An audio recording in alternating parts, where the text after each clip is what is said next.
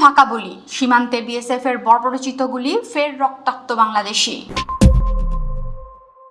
উচ্চ পর্যায়ের বৈঠকে বারবার প্রতিশ্রুতি দেওয়া হয় সীমান্ত হত্যা শূন্যের কোঠায় নামিয়ে আনার। বলা হয় মরণাস্ত্রের বদলে ব্যবহার করা হবে নন লেথাল উইপন, কিন্তু বাস্তবে এই সব যেন দিল্লির স্রেফ ধোঁকাবাজি। ভারতের বর্ডার সিকিউরিটি ফোর্সের আগ্রাসী নীতিতে বাংলাদেশ সীমান্তে রক্ত ঝরা যেন কিছুতেই থামছে না। এবার চুয়াডাঙ্গার জীবননগর সীমান্তে বিএসএফ এর বর্বরোচিত গুলিতে গুরুতর আহত হয়েছেন আজাদ হোসেন নামে ২৬ বছর বয়সী এক বাংলাদেশি যুবক। ঘটনাটি ঘটেছে ১৯ মার্চ বৃহস্পতিবার সন্ধ্যা ৭:৩০টার দিকে জীবননগর উপজেলার নতুনপাড়া সীমান্তে। আহত আজাদ ওই গ্রামেরই বাসিন্দা বদরুদ্দিনের ছেলে। স্থানীয় সূত্রে জানা যায়, বৃহস্পতিবার সন্ধ্যায় আজাদ সহ ৬ থেকে ৭ জন বাংলাদেশি নতুনপাড়া সীমান্তের ৬৫ নম্বর মেইন পিলারের কাছে যান।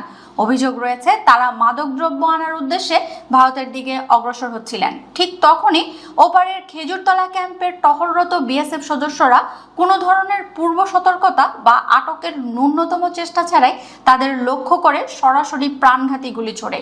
গুলিতে আজাদ হোসেন রক্তাক্ত অবস্থায় মাটিতে লুটিয়ে পড়েন। পরে সঙ্গীরা তাকে উদ্ধার করে প্রথমে জীবননগর উপজেলা স্বাস্থ্য কমপ্লেক্সে নিয়ে যান। অবস্থার অবনতি হলে রাতেই তাকে চুয়াডাঙ্গা সদর হাসপাতালে স্থানান্তর করা হয়।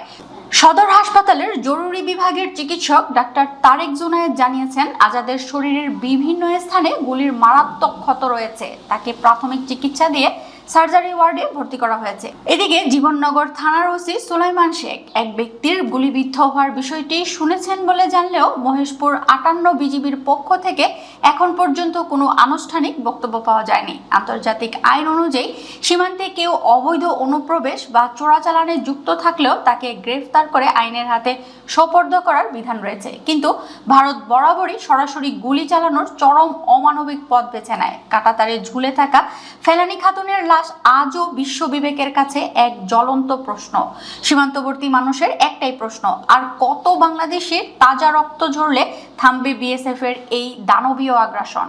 বিজিবির নীরবতা নিয়েও ক্ষোভ প্রকাশ করেছেন স্থানীয়রা। সাধারণ মানুষের দাবি, দিল্লির ফাঁকা গুলির উপর আর নির্ভর না করে বাংলাদেশ সরকারকে এখন অত্যন্ত কঠোর কূটনৈতিক প্রতিবাদ জানাতে হবে।